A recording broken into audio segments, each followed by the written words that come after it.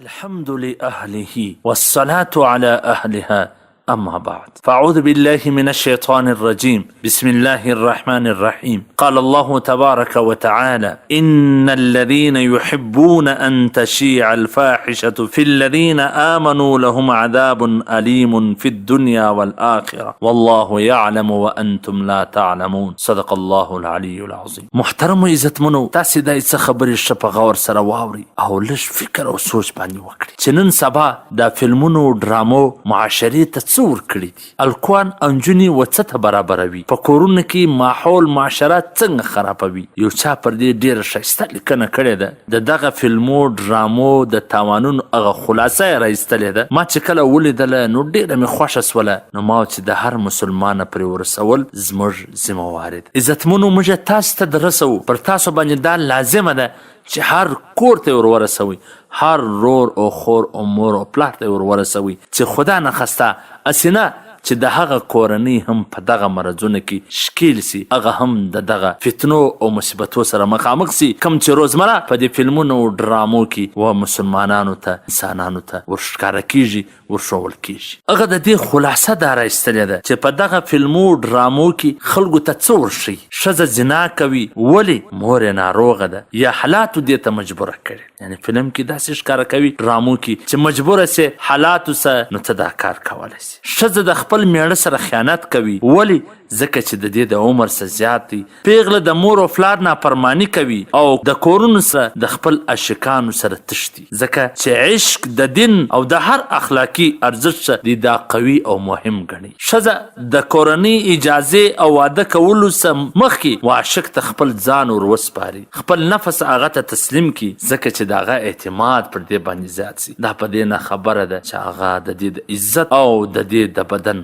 غل او دشمن. د دې لیکنې په منځ کې زه یوه خبره ستا سره شریکول غواړم. حضرت شورش کشمیری رحمه الله چې دا یو ډېر غټ شخصیت تیر سوی، د هغوی یو کتاب ما د طالبي په زمانه کې ولیدی چې هغه کتاب هغه لیکلی دی، د هغه په مقدمه کې لیکي چې دغه کتاب لیکنه چې خلک هر څنګه ګڼي، خو زما مقصد د معاشرې اصلاح ولا د معاشرې د اصلاح په خاطر زه دا کتاب لیکم او دا کوم عمل چې ما کړی دی دا مې د معاشرې د اصلاح په خاطر کړی. هغه وایي زه د 600 طوایفو یعنی هغه رنډیانو سره ملاو سولمه چې کوم خپل جسم خپل بدن په خلکو خرڅوي او روزمره هغو ته خلک راځي. نو ما د هغو سره لیدنه وکړله چې آیا تاسې په دې عمل باندې څه مجبوره کړی یاست؟ تاسې به ودونه کړي وای، ښه خاوندان به مې ولی، هغو به ستاسو پالنه کولی، اولادونه به مې ولی، دا اوس تاسې په څه ګند عمل کې ښکیل سوي یاست؟ د دې وجه څه ده؟ نو هغه لیکي چې په سل کې نه نوي دانې هغه زنانې هغه خوندې وې چې هغه ته انډوالانو عاشقانو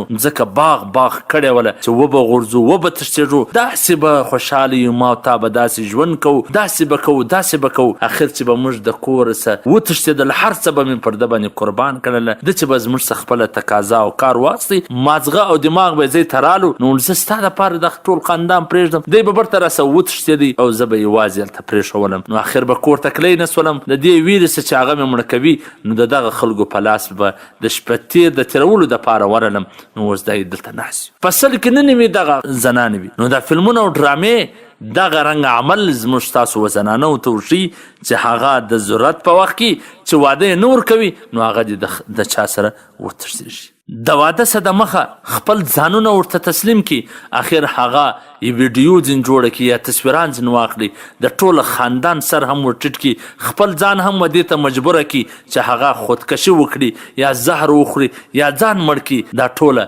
د دغه فلمونو د کتلو نتیجه ده. ښځه د یوه وي او په خېټه کې ماشوم د بل چا وي، ځکه چې وایي مینه ده، هر خیانت په مینه کې دوی روا ګڼي. شراب څښي، نشه کوي، چې کله په مینه کې مجبوره سي قتل کوي، خپل ځان مړه کوي، ځکه چې دوی وایي دا مینه ده. دا هغه څه دي چې روزانه په هندي، ترکي، ازبکي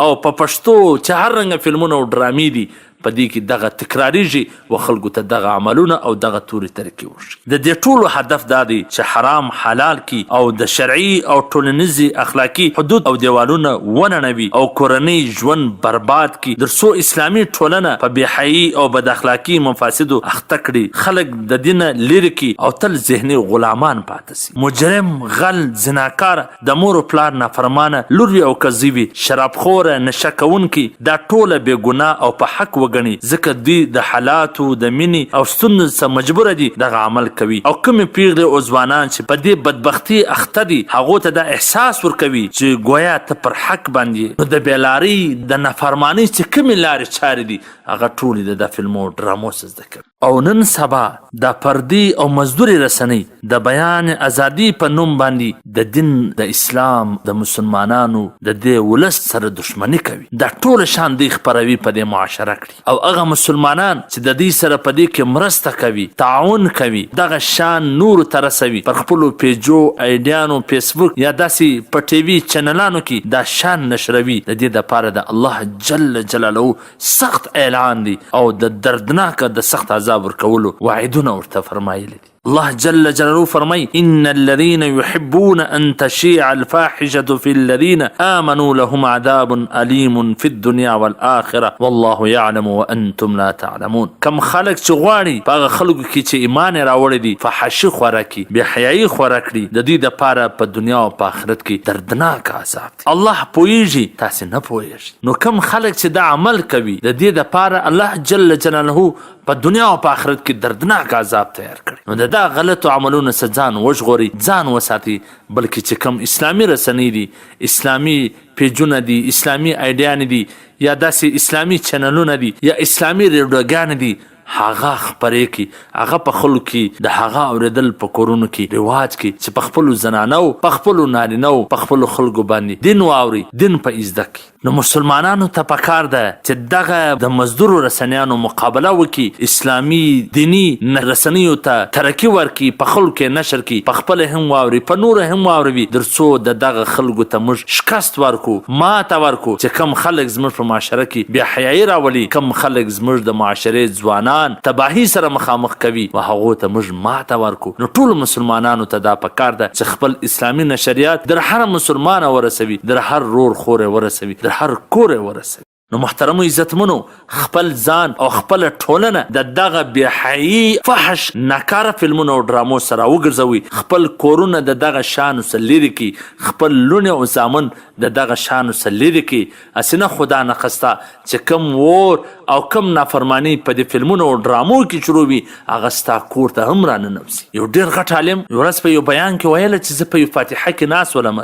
یو بابا مړو یو سپینږوري مړو نو د هغه سپینږوري زوی ناست و د هغه د زوی یعنی د سپینږوري انمسۍ رالی لکه شنوټی و هغه رالی و دا پلار ته وویله چې کاکا بابا به کله سوځو زه ایک حیران پاته سوم چې دا ماشوم ولې دا وایي چې کاکا بابا به کله سوځو دا د په د هندي فلمونو کې کتلی دي دا ماشوم په دماغ کې دا کښېنستلی دي چې څوک مړ سي هغه سوځله کیږي نو دا ټوله معاشره چې تباه ده دا د دغه شانو د وجې څخه تباه ده او هر سړي په دې کې خپله حصه اچولې په دغه فلمو ډرامو په د ټیویانو فلمانو کې خو تاسو ته د آخرت ویره نه درشي تاسو د آخرت څخه لرې کوي تاسو د دین څخه لرې کوي تاسو د خپل رب العالمین څخه لرې کوي نو هر مسلمان ته پکار ده چې خپل هم د دې څخه ځان وژغوري ځان ځنو وساتي او د نورو مسلمانانو هم د بچاولو کوشش وکړي هغه هم د دې شانو څخه لرې کړي خاص کر خپل اولاده خپل کورنۍ والسلام قطع الحياة بعزة وأمان قدر منوردونکو